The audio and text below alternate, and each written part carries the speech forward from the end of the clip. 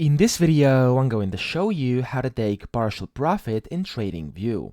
So first you want to open up TradingView over here, and then once you're inside something you are currently trading and you want to actually take partial profit, what you're going to have to do is down here at the bottom you can see these panels, and at the very right you can see this arrow up which says open panel. So click on this and this will reveal your current position. So in case it's inside any of these, just click on positions and then the number next to it and you'll see your positions.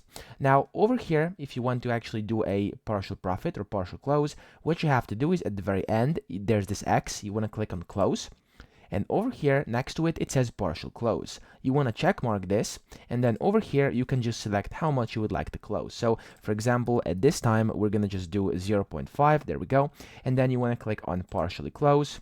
And there we go, this has now been partially closed. So I hope this video helped you out. If it did, please subscribe to the channel and help me out as well.